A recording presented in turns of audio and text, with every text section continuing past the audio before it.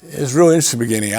One of my business pursuits is real estate development, and I had an opportunity to purchase a warehouse with the idea of just having a tenant. One of our tenants needed logistical services, and I have an entrepreneurial spirit, and they asked us if we could help them. And I said, sure. And I went back to the office and figured out how we could do it. It was kind of a backdoor introduction. We were invited in to the service side of logistics that complemented our warehousing.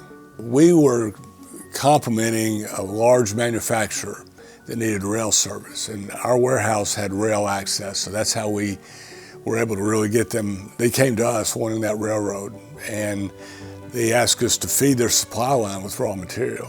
They exceeded their startup projection by 300%. We were not prepared, and we made it happen. As I shared, we had this unexpected demand, and we had limited trucks, trailers that we had acquired to put in operation, but we delivered. We were running, we never let them run out of that product, and it was critical that they had this raw material. They had to shut the whole plant down and 200 employees running this division, and we kept up with it.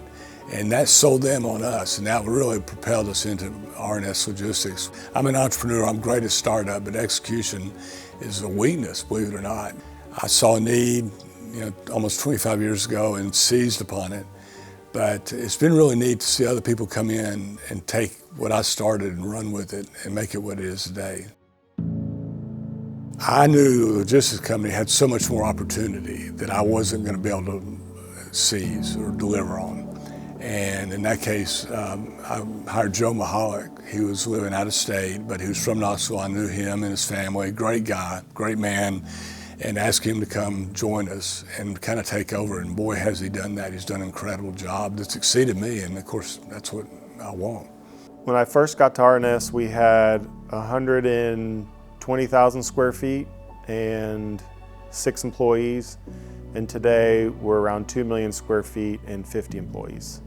A couple of things about R&S's DNA stood out to me when I got here.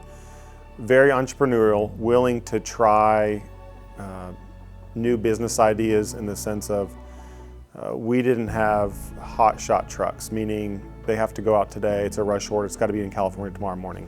The opportunity to put that in place, the opportunity to work with chemicals, work with food, get certain certifications that would allow us to get into pharmaceuticals. It just seemed like the sky was the limit, and David really started there. He's an entrepreneur himself, and so the idea of, no, this is the warehouse space.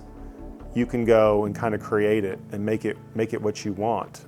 One of the ways we maintain the original spirit of the company is by entrusting people with responsibilities, not micromanaging them, allowing them to fail and learn from their mistakes.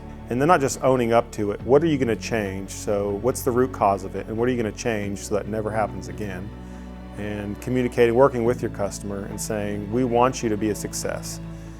It's also understanding that if we misship or damage something, it affects our customer's relationship. So it's thinking of their product like it's our own. We work not just to be a service provider, we work to be a partner. And we want to meet or exceed their service expectations. The primary cornerstone is we're stewards. God owns it. I've always operated with the idea that, hey, I'm just a steward with an opportunity. But we have a reverence for God, and He cares very much about this business, and it's really His. R&S has changed in several ways. We are now on our 4th iteration of a warehouse management system, new technology. Again, going back to the entrepreneurial side, if it's not excellent, if it's not perfect for what our customers need, we're willing to scrap it and move on. There's not pride in, hey, we're going to stay with this WMS the whole time. We're going to iterate until we get the right one that we're able to integrate with our customers. So proud partners with the University of Tennessee supply chain program and the forum that they do twice a year. We, through that process, got to know several of the professors, and we could collaborate on an idea around how do we move the classroom from just on UT's campus to out in the warehouse, to learn distribution, to learn what it is to pick an order, to ship an order, what technology integration is. All these aspects they learn in the classroom to actually go do and experience and know. And so we're really excited about launching this in the spring of 2026. and they're going to be coming in our warehouse. We're also going to visit some other customers. One of the things that excites us about this program is in the past we've had interns in the summer who have come to us and said, this is incredible. I've heard about LTL carriers, full truckload carriers, ERP systems, replenishment, these terms you learn in supply chain, but don't really know what they look like in the real world. And so they're excited to go back to their classes now and have that real world experience. And so being able to expand that to a whole classroom and share that with 20, 30 students is what is exciting about the program. What a better way to exit is looking back at your company and just being thankful and glad for what's happening where it is today and knowing that it was a team effort.